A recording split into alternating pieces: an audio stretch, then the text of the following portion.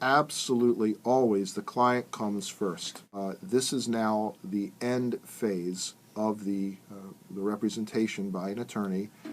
A settlement is reached, but before I even get to the dollars and the handling, the physical handling of the money, I have to offer some information about the settlement of the case. And we can always go to court and the jury gives you an award or a judge gives you an award.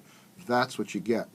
But before we get there, if we're going to settle the case, we absolutely are required to get the client's consent to the settlement. And I have, unfortunately, over the years, had some clients come in and say they want to fire their first lawyer or they want me to sue their first lawyer because the lawyer accepted a settlement without their permission. And what can I, if anything, do about it? Well, in my office, what I do, I have a letter that I actually send to the client in advance of any discussion of settlement with the insurance company, and I tell the client, look, Mr. or Miss Client, I think your case is worth X dollars. Let me just put a number on that for purposes of our discussion here this morning. Let's say I think their case is worth $10,000.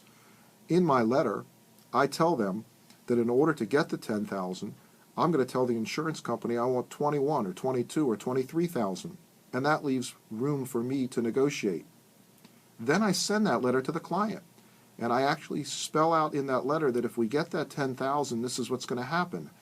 The attorney's fees come out, we pay the bills, I show them what the bills are and the balance due in the bills, and then there's a bottom line that represents what the client will get after they've recovered all the money.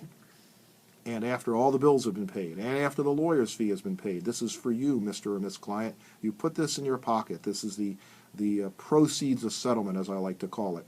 So I send that letter to the client, and I require that they sign that letter or come talk to me if they disagree. If they disagree, that's fine. Come in, tell me, or call me on the phone. What's going on? Why don't you agree with my evaluation? I don't pretend to know everything, but for the most part, I read the case very thoroughly. I understand what's going on, and with my hopefully good experience, I'm able to evaluate the case and give my client a recommendation and advice as to what amount we should recover reasonably. So if a client objects, they call me. They come in, they say, hey, look, this is that, this is this, and they give me some information, and sometimes I change my evaluation. But before I go to the insurance company, I get their signature. So now I send that letter to the insurance company for $23,000, and I tell them, that I want to negotiate with them. I'm not absolutely stuck on 23, and they make an offer, and we go back and forth. And if I can get $10,000 or more, then I know that I have in writing my client's permission